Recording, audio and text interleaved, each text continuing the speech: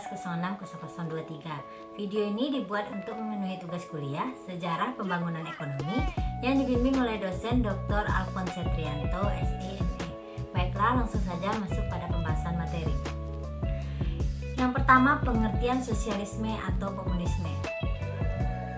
Menurut Will, sosialisme merupakan kegiatan menolong orang-orang yang tertindas dengan sedikit mungkin bergantung kepada bantuan pemerintah. Sosialisme oleh beberapa orang diartikan sebagai bentuk perekonomian di mana pemerintah paling kurang bertindak sebagai pihak yang percaya masyarakat dan mensosialisasikan industri besar yang menyangkut hidup orang banyak. Sosialisme melibatkan pemilihan alat produksi seperti tanah pertanian oleh negara dan menghilangkan milik swasta. Pada awalnya, sosialisme dimaksudkan menunjukkan sistem pemilihan dari pemanfaatan sumber produksi atau selain labor secara kolektif. Sosialisme mencakup asosiasi kooperatif maupun pemilihan dan pengoperasian oleh pemerintah. Sejak revolusi Bolshevik tahun 1917, istilah sosialisme sering digantikan dengan komunisme.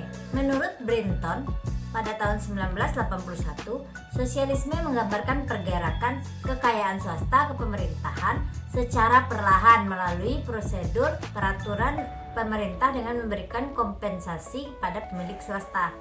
Dalam komunisme, kepemilikan dari swasta ke tangan pemerintah digambarkan terjadi secara cepat dan revolusioner, dilakukan secara paksa tanpa kompensasi. Kata komunisme secara historis sering digunakan untuk menggambarkan sistem sosialis di mana barang dimiliki secara bersamaan dan didistribusikan untuk kepentingan bersama sesuai dengan kebutuhan masing-masing masyarakat. Dalam masyarakat sosialis yang menonjolkan di mana kebutuhan ekonomi disusun, direncanakan dan dikontrol oleh kekuatan pusat. Perekonomian yang didasarkan atas sistem di mana segala sesuatu dikomando sering disebut sistem ekonomi totaliter. Istilah lain ialah anarkisme, merujuk suatu kondisi sosial di mana pemerintah tidak main paksa dalam menjalankan kebijaksanaan melainkan dipercayakan pada asosiasi individu secara besar dalam sistem sosial kemasyarakatan yang ada. Aliran sosialisme sebelum Marx dimasukkan ke dalam sosialis. Sosialisme yang dikembangkan Marx digolongkan ke dalam komunisme. Cara lain menanamkan sosialisme Marx adalah Marxisme. Sebut itu karena jasa Marx dalam pengembangan dan mempopulerkan aliran sosial komunis. Paham ini mengalami perkembangan jenisnya bervariasi, mulai dari Marxisme ortodoks, neo-Marxis, human Marxis, dan lain-lain. Semua aliran Marxisme intinya sama-sama melihat, mempertanyakan, membahas produksi kapitalis telah mengubah formasi sosial, ekonomi masyarakat prakapitalis. Yang terjadi justru proses kemiskinan, penyengsaraan, keterbelakangan, bukannya proses pembangunan dan kemajuan. Yang kedua, sosialisme utopia. Piato dianggap mendukung bahkan pendiri sosialisme. Ia menganggap negara hanya akan baik jika dipimpin dan diperintah oleh orang-orang baik serta negarawan ulung yang disaring ketat dari seluruh masyarakat. Sistem pemerintah yang dianjurkan Piato berbentuk totalisme dan sepenuhnya dikendalikan dan dipimpin oleh sekelompok orang terpandai dan terpilih. Tokoh sosialisme utopia yang terkenal yaitu Sir Thomas More pada tahun 1478 sampai 1535. Istilah ini diberikan karena More pernah menulis tentang sebuah negara impian dalam tulisannya Utopia. Ia menjelaskan khayalan nama utopia sebagai sebuah negara, semua milik merupakan milik bersama. Dalam hidup kebersamaan, uang tidak diperlukan, perhiasan dan perak tidak dihargai, pakaian semua seragam tidak perlu mengikuti mode.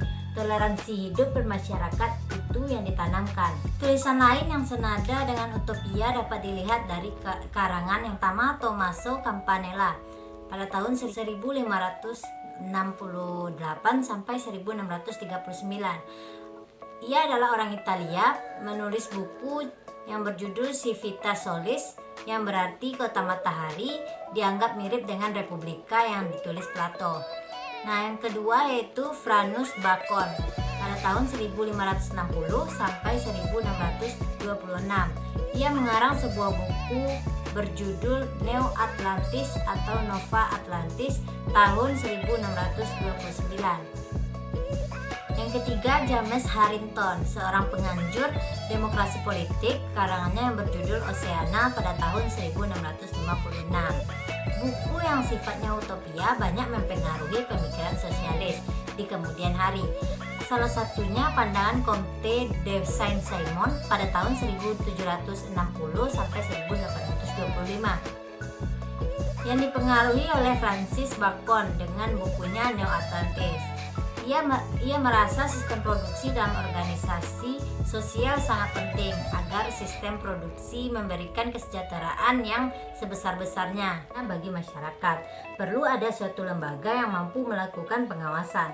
Saint-Simon mengusulkan dipegang oleh suatu badan disebut Industrial Elite.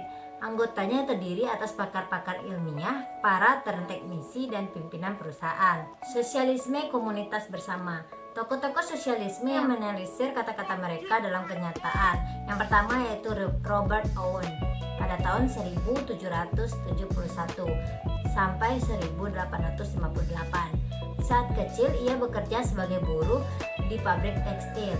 Berkat keuletannya ia berhasil menjadi pengusaha tekstil yang kaya dan mempunyai pabrik tekstil di Neo-Lamek, Skotlandia.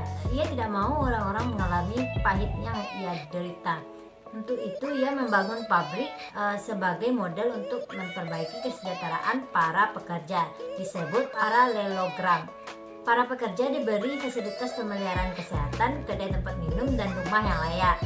Nah, yang kedua yaitu Charles Fourier pada tahun 1772 sampai 1837. Ia mendirikan Phalanges atau Phalanx, merupakan suatu unit komunitas tersendiri yang dengan sejumlah orang. Di dalam Phalanges ada toko-toko untuk melayani kebutuhan tiap orang. Phalanges dikelilingi daerah pertanian di mana kebutuhan masyarakat dihasilkan.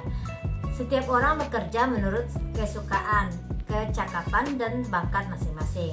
Keuntungannya dibagi menurut prestasi kerja, kapital, dan kecakapannya masing-masing.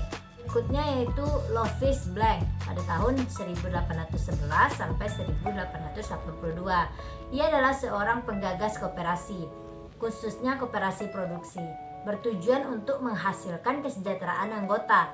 Ia memberikan kesempatan pekerja untuk memiliki perusahaan.